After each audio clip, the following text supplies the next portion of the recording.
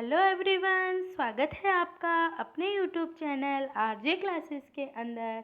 और हम यहाँ हिस्ट्री का टॉपिक पढ़ रहे हैं और हमने पढ़ा है मगध का उत्कर्ष, जिसके हमने बहुत सारे राजवंश देखे हैं। मगध पे जिन जिन वंशों ने शासन किया है हमने उनको बहुत अच्छे से देखा है।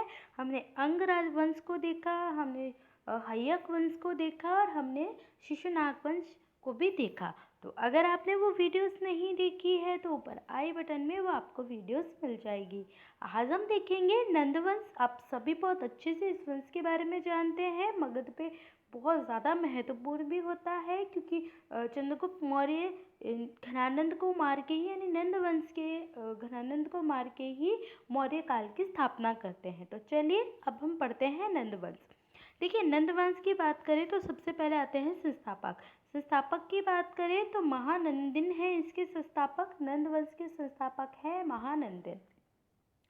अब आगे हम बात करें तो महाजनपदन जो थे, यानी 400 BC, यह मगध का सर्वश्रेष्ठ शासक था और इसी ने सर्वश्रेष्ठ कलिंग की विजय को तथा एक नहर खुदवाई गई। यानी महानपदनम जो थे वो मगध के सर्वश्रेष्ठ शासक भी थे और इन्होंने ही सर्वप्रथम कलिंग की विजय की तथा वहाँ से एक नहर खुदवाई गई।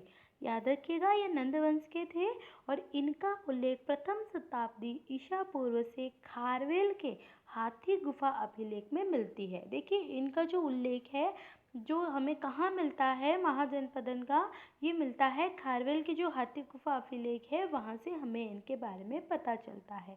वह कलिंग जिनसेन की जैन प्रतिभा भी उठा लाए थे। याद रखिएगा, ये कलिंग जिनसेन की जो जैन प्रतिभाएं हैं उनको भी उठा लाए थे।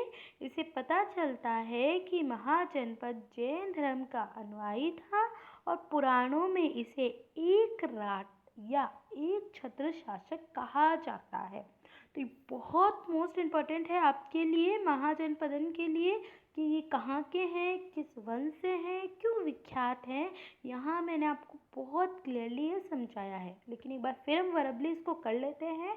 देखिए, महाजनपदन की बात करें तो 400 BC के अंदर है। कलिंग पे विजय की, एक नहर खुदवाई और इनका उल्लेख हमें खारवेल की हाथी गुफा अभिलेख से मिलता है।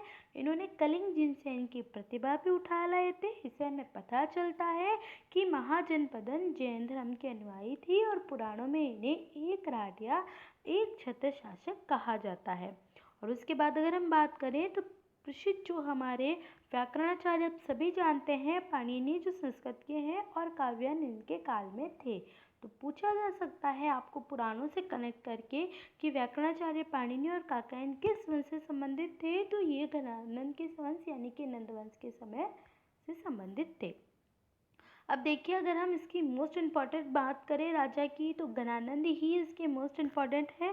अब घनानंद कैसे थे उसके बारे में हम थोड़ी चर्चा कर लेते हैं कि घनानंद ने जनता पर बहुत से कर आरोपित किए थे, यानी कर लगा दिए थे, जैसे जनता भी असंतुष्ट थी। और इसी के शासनकाल में उत्तर पश्चिम भारत पर सिकंदर का आक्रमण हुआ, लेकिन वह व्यास नदी तक ही आया और उसके बाद वह वापस लौट गया।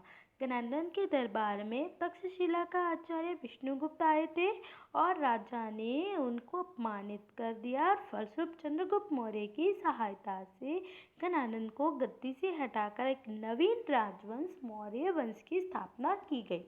तो इसके अंदर आपको कोई ज़्यादा पढ़ना है नहीं, क्योंकि आप बहुत अच्छे से जानते हैं घनानंद के बारे में।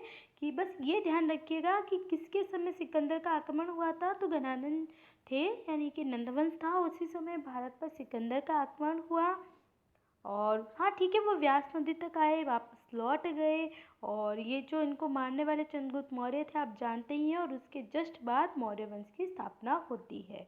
तो आई होप आप नंदवंश को बहुत अच्छे से समझ गए होंगे। उम्मीद करती हूँ आपके अंदर इसके अंदर जितने जितने फैक्ट थे, जो जो इम्पोर्टेंट था, मैं वो सभी आपके लिए एक ही वीडियोस में लेके आई हूँ। और कल हम पढ़ेंगे जो भारत पर आक्रमण हुए थे पहले, हम उसके बारे में पढ़ेंगे। तो आज के लिए इतना ही।